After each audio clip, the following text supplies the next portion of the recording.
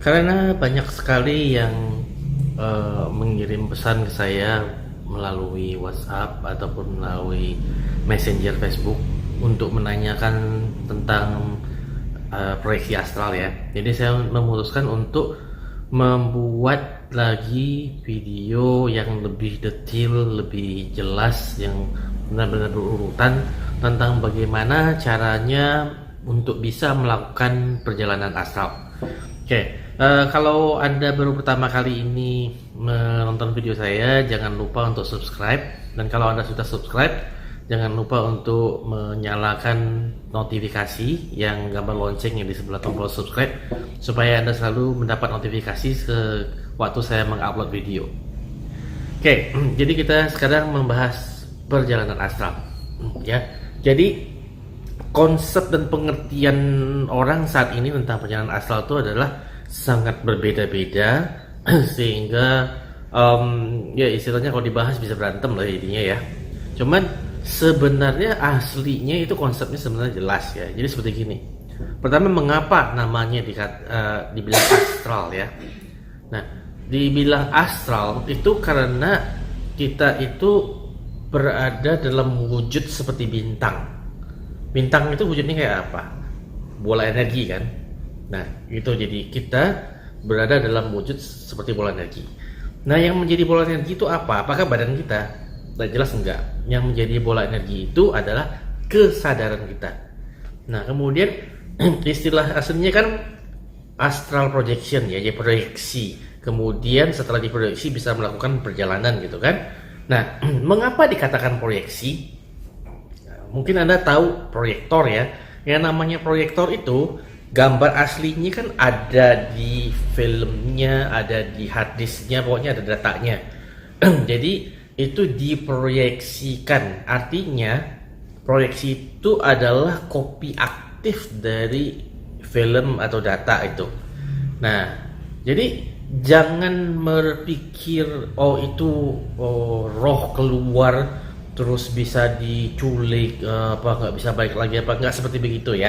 Jadi proyeksi itu artinya aslinya kita tuh tetap ada di dalam tubuh, tapi kesadaran kita yang disorotkan ke tempat lain. Jadi bahkan sebenarnya sehari-hari kita bisa bilang begini, normalnya kesadaran kita tuh diproyeksikan ke dalam tubuh kita. Nah, ini kali diproyeksikan keluar tubuh, jadi seperti itu. Jadi kalau ada apa-apa itu cukup diganggu aja, ditepok atau diapain gitu, kagetin, bangun gitu ya udah proyeksinya buyar ya. Nah, kemudian diproyeksikan ulang ke dalam tubuh gitu ya. Jadi nggak ada istilahnya kalau kita keluar kemudian diculik dibawa lari, itu nggak ada.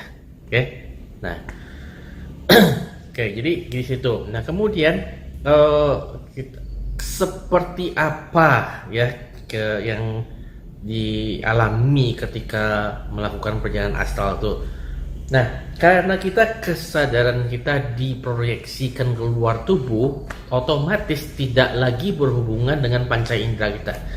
Jadi tidak ada istilahnya melihat, mendengar, mengendus, merasakan, mengecap, tidak ada, hilang semua ya.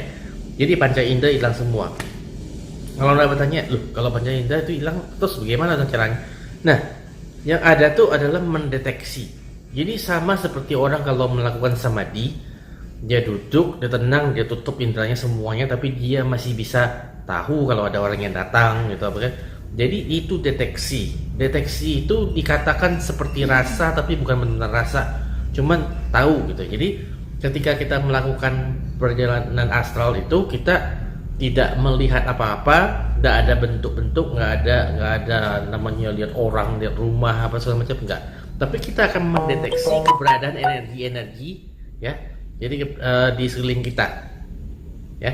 Jadi itu terdeteksi ya, terdeteksi ada orang di sini, ada pohon di sana, ada gitu. Nah, kalau kita bicara rumah itu karena kita selama mendiami, jadi itu ada semacam kayak energi tipis yang berbentuk seperti ruang, jadi masih bisa dikenali ada bentuknya, Cuma jangan berharap dibilang dindingnya warna apa tuh enggak ada. Oke. Nah, jadi itu pengalaman itu seperti begitu modalnya. Kalau orang yang bilang oh masih kedengeran apa, masih ngelihat apa, itu bukan seperti itu.